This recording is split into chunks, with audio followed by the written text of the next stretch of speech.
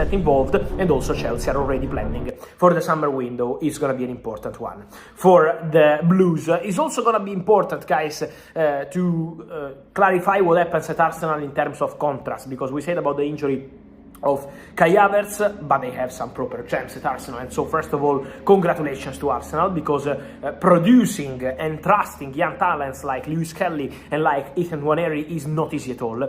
Premier League football, Champions League football, always be competitive, always be at the best level possible. A lot of pressure, a lot of criticism sometimes in modern football, but Arsenal are trusting their youngsters because of the injuries, of course, but not only. Even when players were available, Arteta was always giving a chance to these players.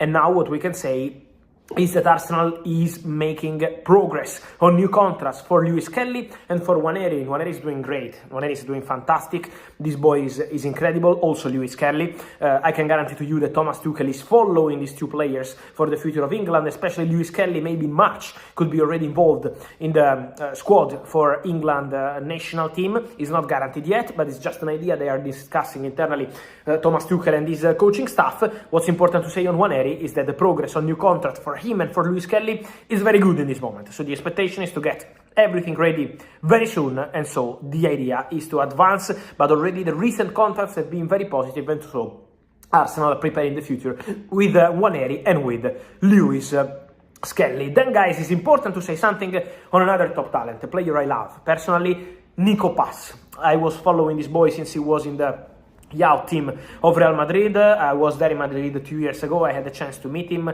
He's a super serious boy, top talent, 6 goals, 4 assists in Serie A on his first season as a regular starter, 20 years old, Nico Pass.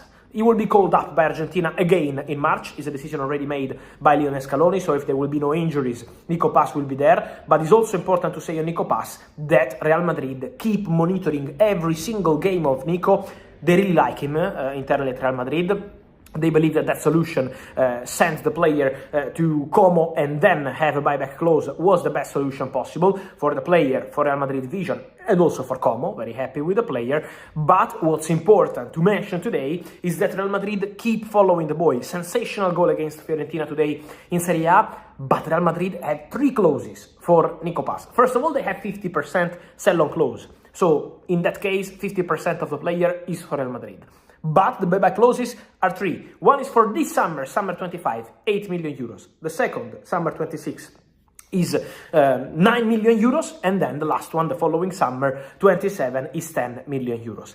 I can guarantee to you that internally Real Madrid are very happy with the progress of Nico Pass. So they like the player, they don't want to lose control on the player. That's the clear message from Real Madrid. Nico Pass is also in love with Real Madrid. He dreams of Real Madrid return one day, but he knows how important it is in this moment of his career to play. So the decision will be made at the end of the season, but for sure Real Madrid are discussing internally about the great progress of Nico Pass, and then they will discuss also with the player to understand what he wants to do at the end of the current season. But for sure Real Madrid will maintain control on Nico because he's doing fantastic. Real Madrid are very happy with his progress. Let me complete, guys, answering many of your questions again on Trent Alexander-Arnold. I keep receiving questions every time there is a new article from England, from Spain on Trent. Guys, the situation has not changed. We still don't have substantial changes, updates, once again, in terms of injuries, because the season is over for one of the most important players at Arsenal, Kai Havertz. So after suffering many injuries, especially in the attacking department in the recent weeks and months, one more for Arsenal. It's a really bad news for the club, for the coaching staff, for the teammates, because when you lose a player like Kai Havertz, who was considered absolutely crucial, obviously, in terms of contribution, game time, was a really important player for Mikel Arteta. Well, you can understand how bad is that news, especially coming after the January transfer window, when Arsenal wanted to bring in a new striker. We still have in our memory the quotes from Mikel Arteta several times saying, we are trying, we are working on it, we are trying to bring in a new striker. Why not? Why Arsenal didn't sign a new striker? Basically, because they didn't want to overpay for players that were not part of their shortlist for the summer, because the main focus has always been the summer transfer window. Then they had the injury of Gabriel Jesus, the injuries of Bukayo Saka, and then also Gabriel Martinelli in the recent days, now Kai Havertz. But at some point in January, Arsenal understood that they needed to do something. They were trying, so calling Red Bull Leipzig for Benjamin Sesko, but Leipzig saying no chance for January. Arsenal didn't send any official bid because they had the feeling that it was really impossible to convince Leipzig. Imagine Newcastle with Alexander Isak, the other big name on the list of Arsenal for the summer. So these two remain the big names for the summer. We will touch on that in a moment. But for January, it was not possible to proceed, and Arsenal decided not to attack because it was seen as a really complicated topic. Šeško and even more Alexander Isak. For Arsenal, there was a possibility. Only Watkins, they had a bid rejected by Aston Villa, a very tense situation, and also bad luck because Aston Villa on the same week sold John Duran to Al Nassr, so they didn't need any money anymore. They made big money with John Duran, 85 million euros, and also included, and also the manager of Aston Villa, Unai Emery, speaking in public but also in private with the management, said very clearly, only Watkins has to stay. We can't sell both strikers now, even if we have good opportunities. It's impossible to find a good replacement on the market, and so the idea at Aston Villa was very clear. Only Watkins, untouchable.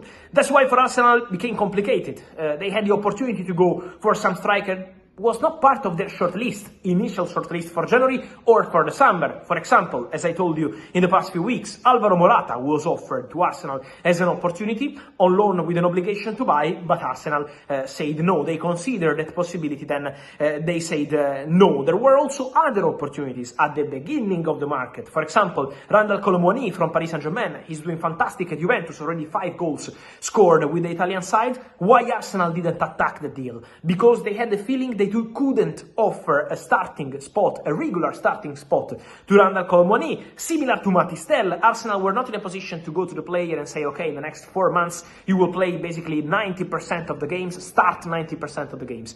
At that point, Arsenal didn't have that sort of power, and so Kolo Muani decided to go to Juventus, also because Juventus can offer him the opportunity to play, and he's a really important player for Thiago Motta. So Arsenal never really entered the race for Kolo Muani for that reason. So what happened? They decided not to sign anyone instead of overpaying for other players, but now the situation is complicated. Kai Havertz out until the end of the season, Gabriel Martinelli, Bukayo Saka out for weeks, Gabriel Jesus out until the end of the season. Now they have available the young superstar, who is going to extend the contract because the contracts are very positive, Ethan Nwaneri. So Arsenal are working on that, but obviously he's a very young kid. He's doing fantastic, but still a very young kid. Leandro Trossard, another topic for Arsenal. And then, of course, we know they can complete the attacking department with Raheem Sterling. Despite the rumors in January, Arsenal were never sending a player back to Chelsea. That was never considered a possibility, but still a complicated situation for Arsenal. What happens now after these injuries? Of course, Arsenal were already working on signings for the summer, now even more. The focus will be on bringing in one top striker in the summer transfer window and probably add a winger to the attacking department. So that's the view, that's the idea. In terms of striker, the two names remain, the two obsession of Arsenal and Mikel Arteta.